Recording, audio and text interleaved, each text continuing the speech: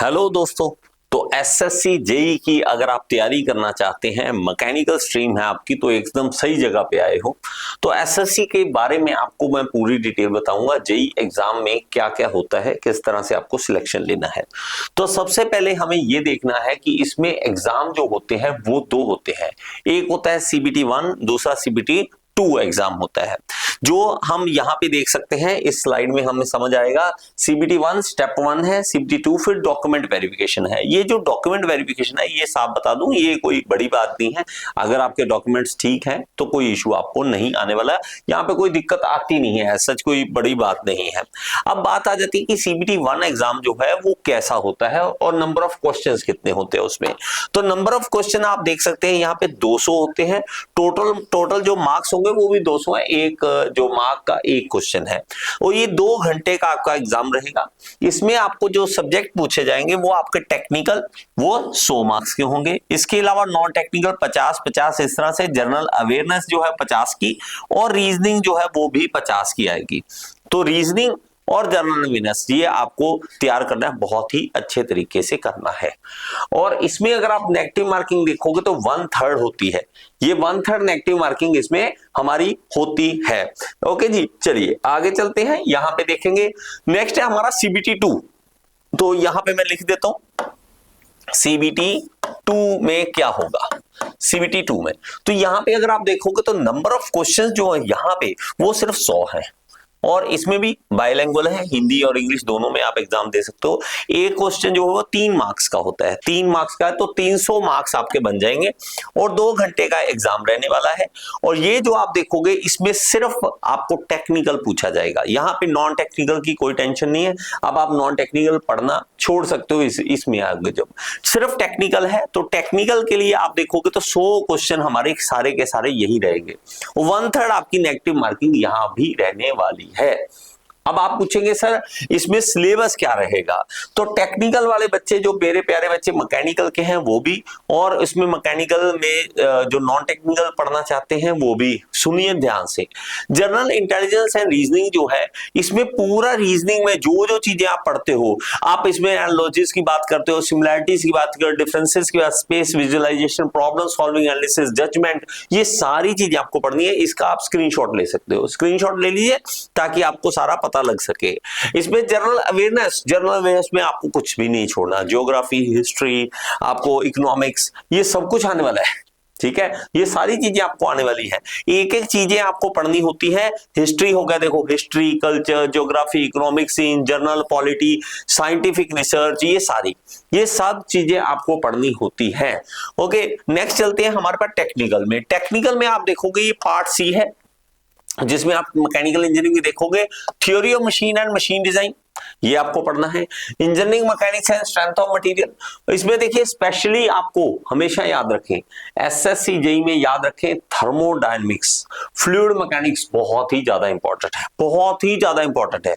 कितना इंपॉर्टेंट है आप कहोगे सर कितना ज्यादा? इतना ज्यादा कि आप इसके बिना पेपर पास कर ही नहीं सकते, आपको ये पढ़ना ही पड़ेगा। आप देखोगे तो हमारे पास एक है थर्मोडायनेमिक्स, एक है फ्लूइड मैकेनिक्स। अब आप कहोगे सर ये 2 सब्जेक्ट क्यों आप बोल रहे हो, सच में बहुत ज्यादा वेटेज है इसकी।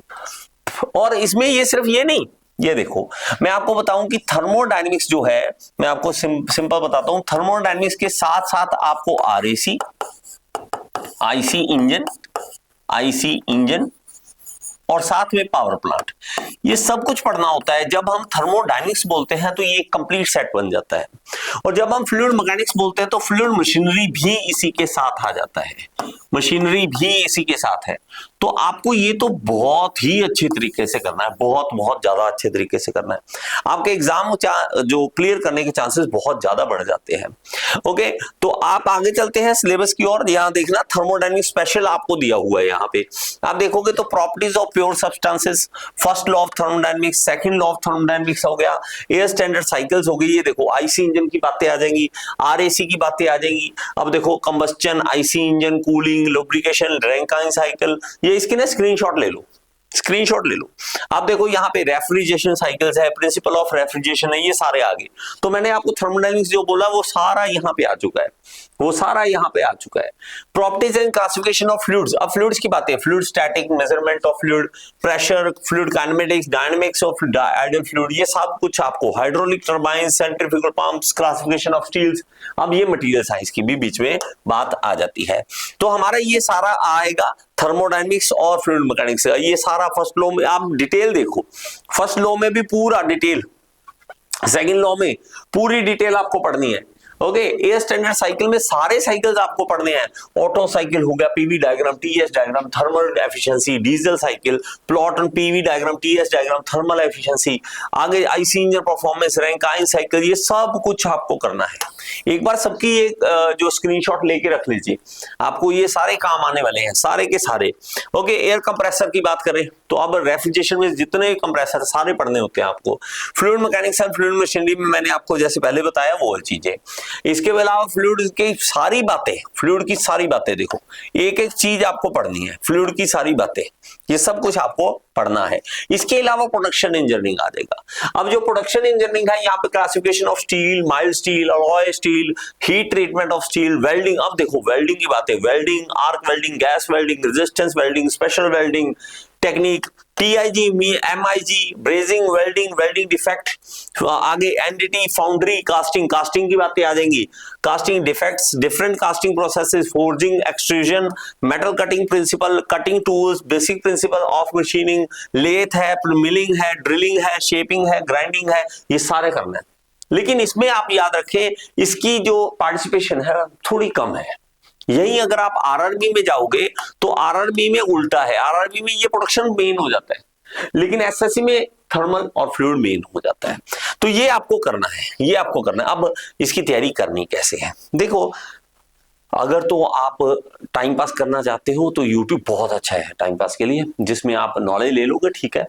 अगर आपको लगता है कि मैं डिस्ट्रैक्ट नहीं होता ऐड से, मुझे ये जो शॉर्ट वीडियो मैं नहीं देखूंगा, तो बहुत अच्छा है, आप तैयारी कर सकते हो यूट्यूब से। लेकिन अगर आप प्रॉपर एक गाइडेंस के साथ, नोट्स के साथ, हैंड रिटन नोट्स, पीडीएफ, ये सब कुछ चाहते हैं तो ऑल इन वन ईजेई कोर्स है, ये आप ज्वाइन कर सकते हैं हमारे साथ। ये ऐप में आपको मिल जाएगा। हमारा जो कोड है हरविंदर 30, ये लगा लीजिए, 30% ऑफ मिल जाएगा।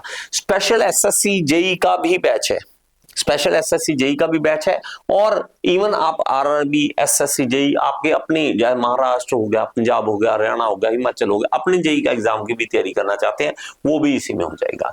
तो इसको जल्दी से जल्दी ज्वाइन कीजिए ताकि हम अपना कोर्स स्टार्ट कर सकें। अगर आपको फिर भी कोई इश्यू आ रहा है तो हमारे नंबर जो मैं आपको दे रहा हूं उस पर हम बात कर सकते हैं, 90